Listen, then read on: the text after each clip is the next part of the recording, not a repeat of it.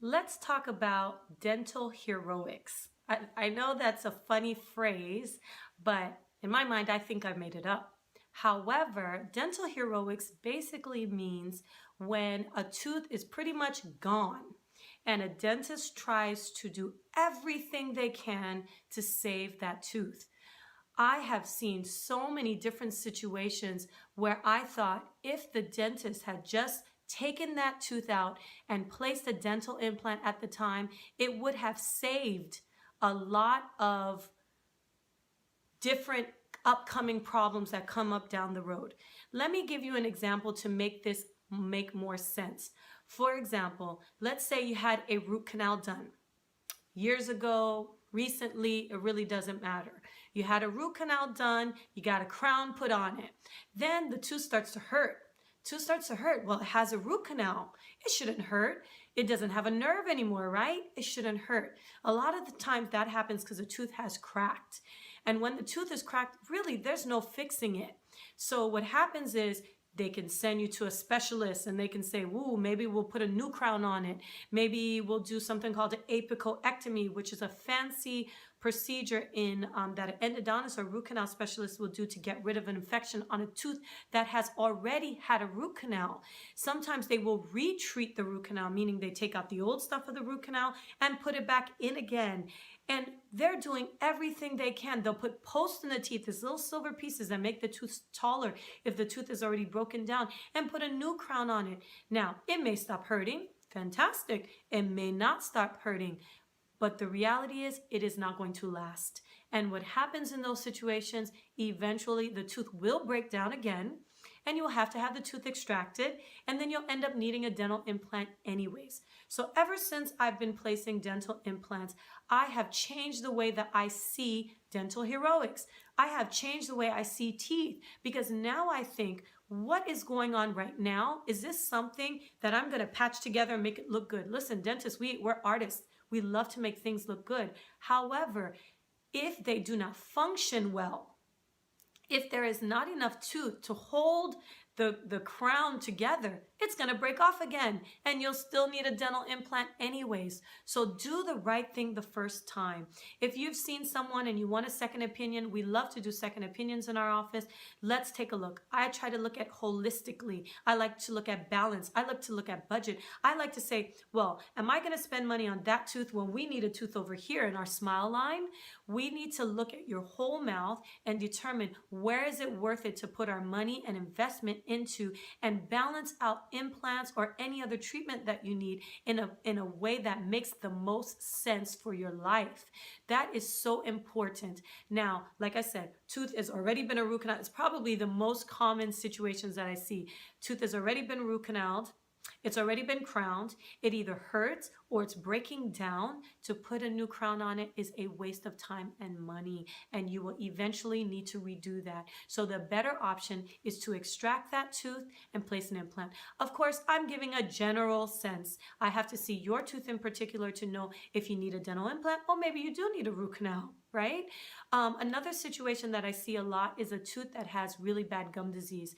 If a tooth does not have enough bone around it and you do a root canal, yes, it may stop hurting. However, structurally, the tooth is not strong enough. It doesn't have enough of its roots in the bone to be sure that it's going to last. Of course, all the things that I'm talking about, very technical things that a dentist can only see on an x-ray. So I can show you, I can analyze that. I want you to understand why you need what you need. If a dental implant is the right thing for you to do, or to save a tooth. In dentistry, we want to save teeth first. However, if the tooth is not savable, we don't want to waste resources on something where we have better options, like an implant. Like I said, those don't decay. Those are not things that you are going to have to revisit over and over. And if you have an issue with your tooth, if you continue to treat it over and over, and abscess continues to grow, and you keep trying to do more things to it and more things to it, maybe it's time to say goodbye and move on to a better option, which may be a dental implant. Again, that's not something that you would necessarily know just by looking in your mouth, but think about the history history of it? Have I had multiple fillings on the tooth? Have I had multiple root canals on the tooth? I've had a patient have 3 root canals on one tooth. And if you've had 3 root canals on one tooth and the tooth is broken down to the gum line, there's nothing left. It's time for an implant. So those are things that we can discuss together. We'll look at the x-rays together and we'll determine if it's time for you to get a dental implant or if it's time for you to save the tooth. But that's something that we can decide together.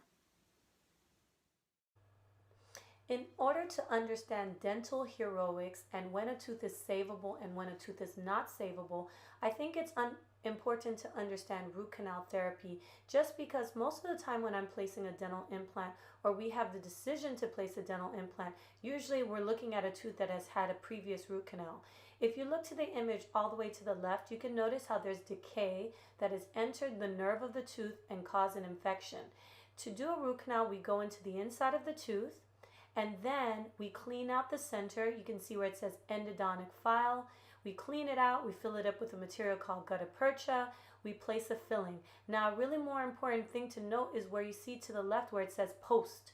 And that post is usually the thing that causes most of these teeth to break or fracture. And once they break or fracture, that makes the tooth unable to be saved. Now you can see a picture of a broken tooth right here. This is a very common situation that I see in my office. Someone comes in and they've had a root canal before and the tooth is broken down all the way to the gum line. And most of the time when they present, they have the crown in their hand. And if you can notice, there is a lot of stuff inside that crown because basically the tooth has broken off into the crown. And once it's cut off to the gum line that way, that tooth is no longer savable. I discussed before what a post is, and if you look in this picture, you can see a tooth that doesn't look very big and a big silver piece in the center of the tooth. That is what a post is. My opinion is, depending on the size of the existing tooth that is left, it does not really make sense for you now to build that up and put a new crown. Posts come in a lot of different shapes and sizes, and you can also see a fiber post looks white inside of the tooth, and that essentially does the same thing. If the tooth is really broken down, we're placing the post in there, putting a crown on. It will look beautiful, but it just won't last long term, and a dental implant is a better option. So if we've determined that now an implant is necessary and we're not going to save a tooth that's already broken down to the gum line, what we do is we take the tooth out, and you can see on this image in the left, we take the tooth out and we can place the implant on the same day as the tooth is removed. And then, as I discussed in another vlog that I have about front teeth implants, we would give you a temporary in the meantime. Again, this is a very common situation I see. In this case, it's a molar. Had a root canal, that's what you see as the filling material. Crown comes off, breaks off. Maybe you just never had a crown to begin with, and now there's not very much tooth to begin with. If you now place a crown on that tooth or have the tooth retreated for infection, again, structurally, there's not a lot of tooth, and a better alternative may be to take that tooth out and place an implant instead. In this case, you can see 2 premolars, the smaller teeth that looked really broken down to the upper right, and they were taken out, and 2 dental implants placed instead of trying to build up those teeth back again. And that is something that will last a very, very long time. This illustration is just going to show you before implant is placed, and then after crown is placed on the implant. And it looks just like a natural tooth.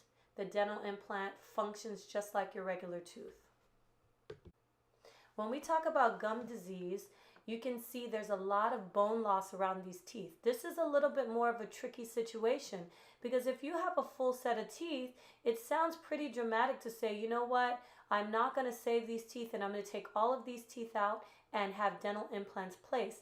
But you have to think about gum disease. Gum disease, once you've lost bone, as you'll see in some of the other videos and illustrations I have, you will not regain it. So we have to make some really hard decisions about whether it is time for you to keep putting the effort into saving those teeth, or it's time to take those teeth out and place dental implants, either on a denture or a full mouth restoration.